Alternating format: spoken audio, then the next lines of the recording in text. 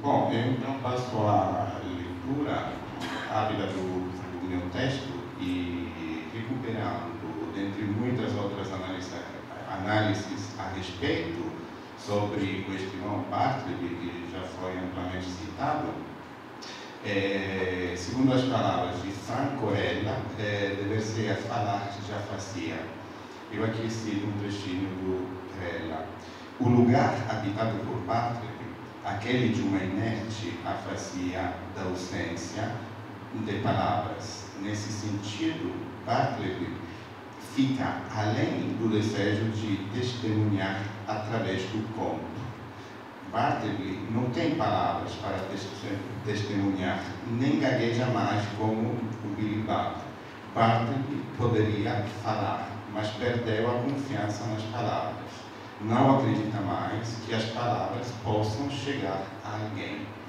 Em primeiro lugar, cabe partir de uma curiosa coincidência. Agora aqui vou falar no meu texto, vou transitar um pouco sobre o Morcelli e também falar um pouco do filme Habemus Papam, do Nanni Moretti. Eu acredito que, enfim, vocês tiveram a oportunidade de assistir, só resumindo, né, desse Papa acometido por um ataque de pânico que, na hora de assumir, de falar para o povo, de ir para São Pedro, fica sem palavras. Então, retomando o meu texto, uma curiosa coincidência que no filme de Nanni Moretti, o cardeal nomeado Papa, protagonizado por Michel Piccoli, se chama justamente Melville. Esse Papa Morettiano, embora tal função nunca chegará a ser ratificada, é uma personagem que, perante um cargo vitalício, além de grande responsabilidade pela qual ele se sente esmagado, encontra-se na dramática condição de se assumir, não poder mais voltar atrás para recuperar, para se reapropriar de uma experiência de vida, de qualquer forma não vivida. Experiência que pode ser tanto dele quanto, de modo geral, da Igreja, enquanto, no seu aspecto doutrinário, estrutura sempre mais anacrônica e longe das expectativas cotidianas das massas de fiéis, segundo parece sugerir o próprio diretor Nanni Moretti. Longe, então, era também a Igreja daquela que Cláudio Magris chama de prosa do mundo, ao se referir à origem e essência do romance. Magris lembra também de uma nota do diário de Croce, em que seu Benedetto, pontífice da crítica italiana e não só de uma parte do século XX, escreve que foi visitá-lo o autor de romances Moravia, evidentemente, recorrendo à perífrase inicial, esse autor de romances, de forma um pouco sarcástica. Croce, logo, assim como a Igreja Católica, seria insensível à prosa do mundo moderno, da qual o romance traz sua forma de ser. Igreja tal a ser vista como uma praxis simbólica, ou melhor, como uma espécie de ética pré-quixotesca, para a qual, entretanto, o mundanismo renascentista está definitivamente sepultado atrás de um espírito perenemente e disfarçadamente contra-reformista. Voltando ao Papa Morettiano, ele se depara tragicomicamente com uma vida sem romance, com um romance sem vida, pois cabe refletir naquele sou ator proferido diante da psicanalista. Mas é preciso perguntar-se, ator como desejo irrealizado ou antes ator desde sempre na encenação religiosa, com a máscara caindo quando ele está prestes a se apresentar aos fiéis das janelas de Praça São Pietro, naquela que possivelmente é a maior encenação do culto católico. Aliás, o teatro não se origina de formas de culto religioso. Tratar-se-ia, em suma, de um jogo especular da vida que está na arte e da encenação que, grandelianamente, subjaz a toda a vida social.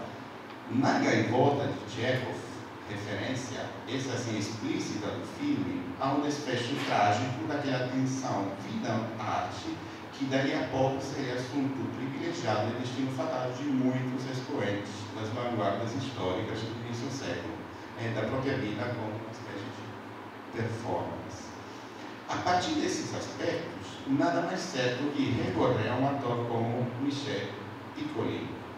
Aqui procurei um pouco, fazer um jogo até de intertextualidade, de interseções. E aqui vale lembrar a interpretação do Michel Piccoli num filme muito significativo de Manuel de Oliveira. E eu acredito que esse filme, não sei se chegou no Brasil, de 2001, Vou para Casa, Gerard Clamison. Aqui o Michel Piccoli, eu não estava aqui, não sei pergunto. Normalmente Manuel de Oliveira não tem uma grande distribuição, então é fácil ter perdido esse filme. Michel Romance, o protagonista desse filme, é um ator de teatro muito conhecido, que uma noite, depois de um espetáculo, desculpa, uma tragédia irromper na vida dele. Seu agente lhe dá a notícia que sua mulher, sua filha, seu genro faleceram num acidente de carro. Então, só lhe resta cuidar do neto.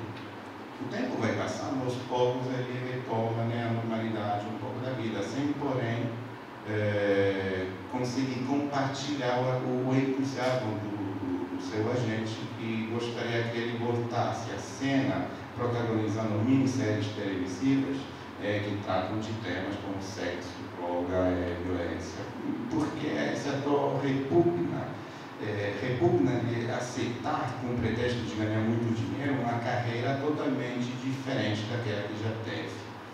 Só atende com entusiasmo ao convite de um diretor americano para interpretar uma pequena parte de uma adaptação do Ulisses de Joyce. Mas no primeiro ensaio, na hora das filmagens, da reportagem, tem algumas hesitações, algumas falhas de memória. Mas isso não é muito grave, retomarão no dia seguinte, sendo que no dia seguinte, em plena rodagem, o velho ator recebe o mundo escapar e não consegue enfrentar a realidade. O texto foge, ele tem falhas de memória. E ele para e diz, muito calmamente, vou para casa. E daí o título do filme. A atuação, nesse caso, se faz impossível.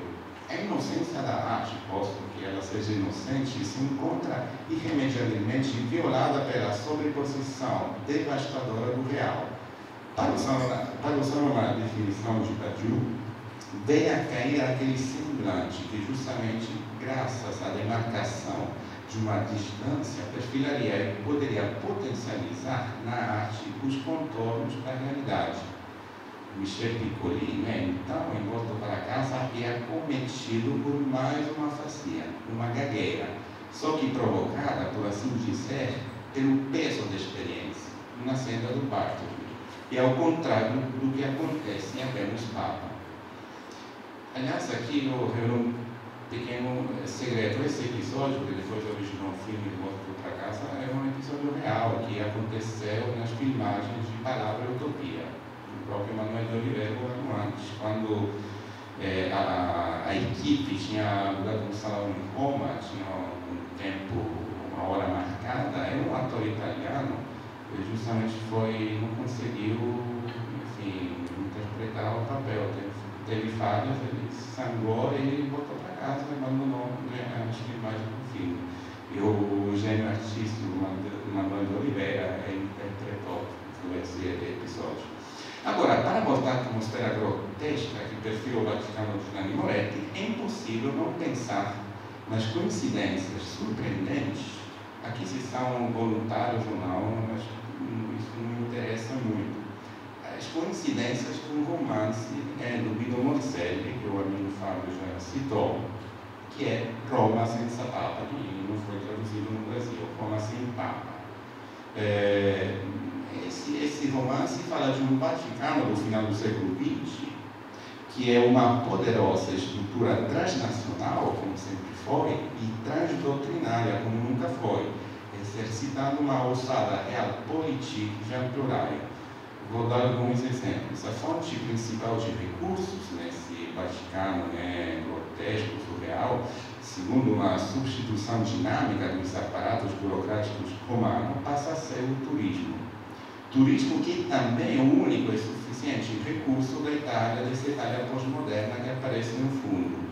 um país desvanecido e narcotizado, onde o único motor é representado pelo futebol, cuja desprofissionalização na primeira metade da década de 70, ficção romanesca, teria provocado uma revolução se o governo não tivesse retirado o decreto e reintegrado os jogadores nos plenos direitos. O clima de total abertura desse improvável Vaticano, com vista a incorporar e neutralizar todas as diásporas e discordâncias doutrinárias e políticas, propicia também a proliferação de teorias de todo tipo, que outrora seriam consideradas heréticas. Nascem por obra de ecléticos religiosos desse microcosmo romanesco, e um pastiche, às vezes, cabeleciano, algumas iniciativas surreais, como o IPAC, Instituto para a Promoção da Psicanálise Católica, que trata de converter o anticristo, batizar Freud e aproveitar a ideologia do século. Estou citando palavras do livro. Como você evidentemente entenderam, esse momento em que as coincidências entre o romance do Morselli e o fim de Moretti se fazem mais evidentes, tanto que no filme o secretário pontifício, que chama um psicanalista para tratar da crise desse Papa, declara, che você está in italiano, mas un trecino, crediamo nell'anima più che nell'inconscio. E ainda, continuando, il concetto di anima e quello di inconscio non possono assolutamente coesistere. Ma se isso non impede che la Igreja giustamente chama o melhor psicanalista para resolver a crise do Papa designado. Se o Papa de Moretti se faz de flaner para as ruas de Roma, em Morselli, e daqui também a explicação do título do livro, João 24, que é um Papa irlandês, se encontra voluntariamente exilado da sede canônica.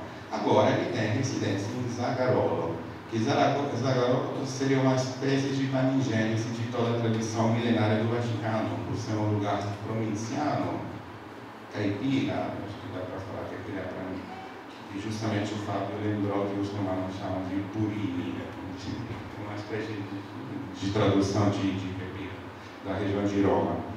E segundo a Vox Populi, esse Papa que não viaja, tem discursos públicos, seria tímido, de fraca oratória, agoráfobo, mas colecionador de cobras, repetitivos, jogador de tênis, de vida simples, bebedor, fumador moderado e noivo de uma indiana teósofa, missionária de budismo zen e influente delegada da ONU.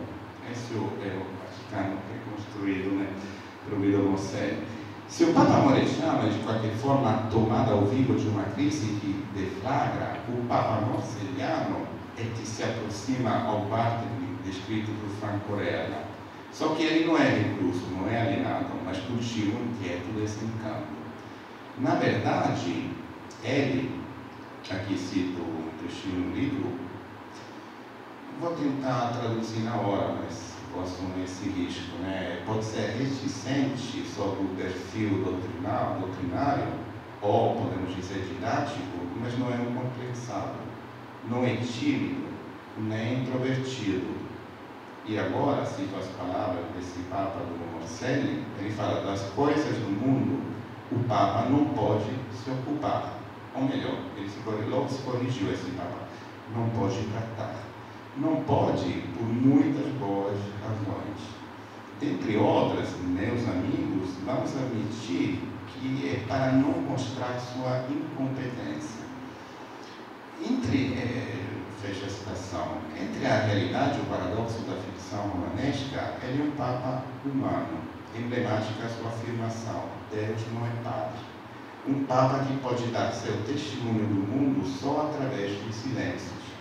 A escritura morselliana, incapaz de ser decifrada por seus contemporâneos, se abre a perspectivas éticas, dialéticas ativadas justamente a partir do semblante ficcional, declara Morselli em vários escritos. Hoje o romance não está, ele queria colocar essas coisas na década de 60, principalmente. Hoje o romance não está na literatura, é a literatura. Não se sai disso. Acrescentaria que o romance é até transliterário para o nosso gosto de hoje. Inclui, por exemplo, pode incluir a teologia. Mosè, de fato, atribui a essa modalidade literária, assim, um significado polissêmico, sem constrições de modos do gênero, chegando assim à sua ultrapassagem. Escreve ainda o Guido Mosè em seu diário, em 1965, que das definições deste fato literário, ele não conhece nenhuma que possa verdadeiramente defini-lo.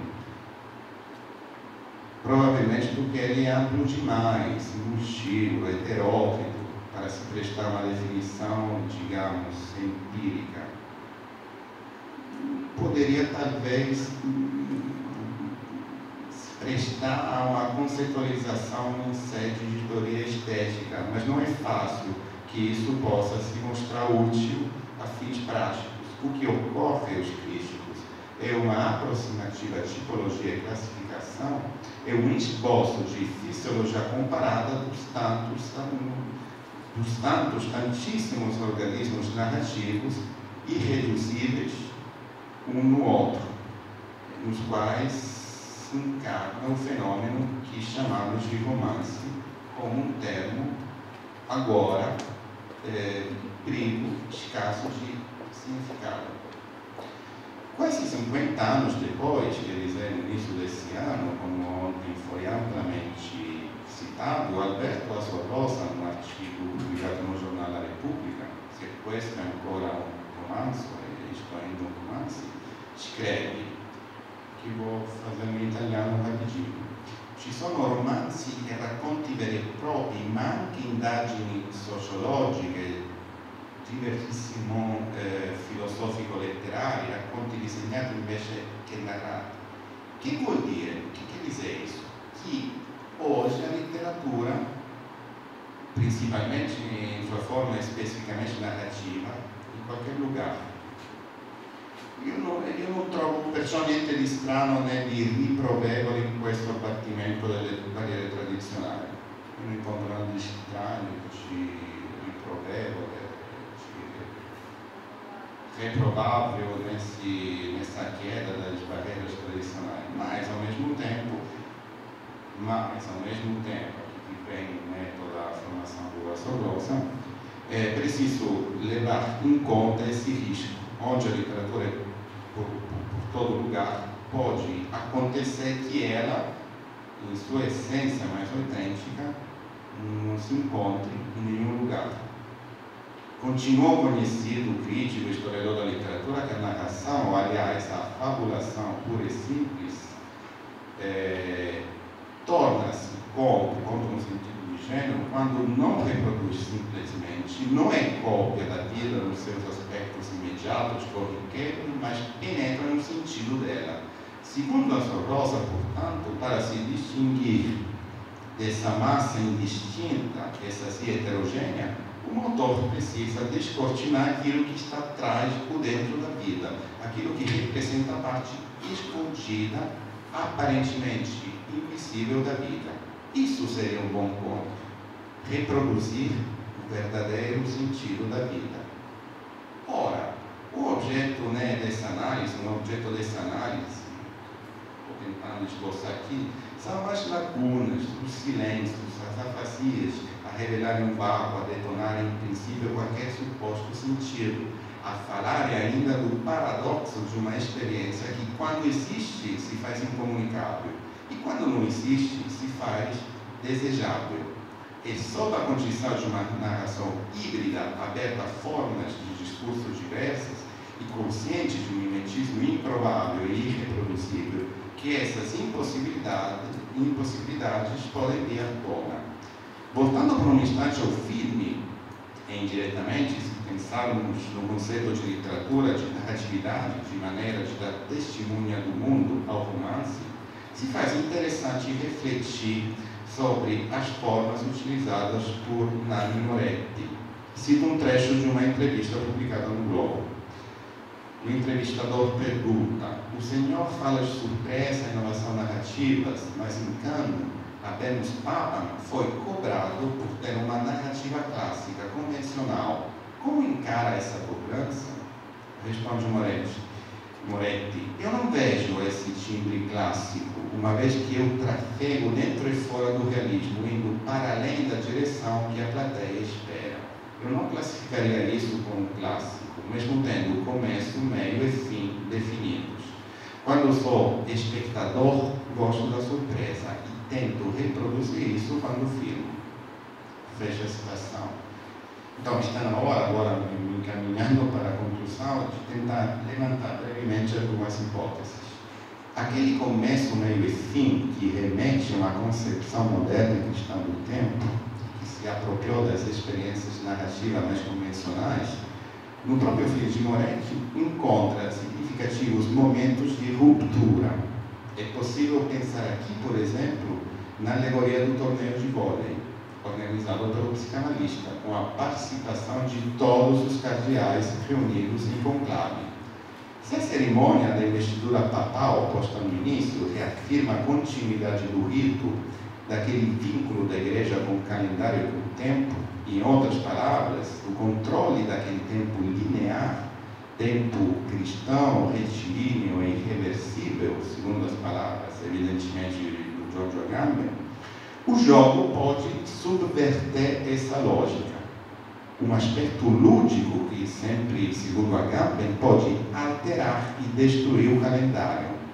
Dessa forma, na hora do jogo, se deslumbram por instantes, na plenitude do prazer, agora não mais reprimido, os instantes de uma real experiência de vida. Prazer no jogo que pode proporcionar, enfim, aquela suspensão, aquela mudança qualitativa do tempo, kairologia, como definiu Agamben, em que possivelmente o valor apostólico da missão católica se cumpre justamente na experiência humana do prazer. Outro momento emblemático nesse sentido é o estranhamento, a elipse, inclusive narrativa, proporcionada pela canção de Mercedes Sosa, que inicia tocando no som para se transferir na rua na interpretação de uma banda de artistas. Aquele cambia, todo cambia. Palavras e cenas irônicas, sim, mas significativa na medida em que os cardeais se alegram quando interrompem o rito de seu tempo e de seu ofício regular, num gesto até de simpatia do diretor, eu acredito, dentro de uma igreja, porém, que evidentemente não muda. O próprio torneio de vôlei é abruptamente interrompido com uma escolha ética evidentemente muito relevante nesses gestos. O tempo e, por conseguinte, a possibilidade da instituição católica de estar dentro do mundo retoma seu curso. Podemos chamá-los de momentos grotescos ou lúdicos, mas neles se concentra a carga mais revolucionária do filme. E, pensando bem, neles residem as reais afinidades com a obra de Morselli. De fato, todos os últimos romances do autor falecido em 73 apresentam uma relação com o tempo de contínua ruptura. As ucronias, ou fora do tempo, desse último licipácio HG, não por acaso são frequentes. Como assim, Papa faz uma narração entre o presente do narrador, que representa um futuro em relação ao tempo da escrita, e o presente do tempo da escrita, que representa o flashback do narrador, o cenário privilegiado, então, como assim, Papa se faz de cenário privilegiado de inúmeras fraturas, suspensões ou cairologias. Seria esse o sentido da vida que a Azorosa reclama do romance? Todo conclave no filme vai buscar o Papa sentado no camarote do teatro, assistindo a uma encenação. E o Papa agora, no palco da janela vaticana, diante da plateia, numa situação de alguma forma invertida, recupera a palavra em público. Mas é para dizer, não, definitivamente, finalmente pode começar a sua vida, ou melhor, seu romance. Obrigado pela atenção.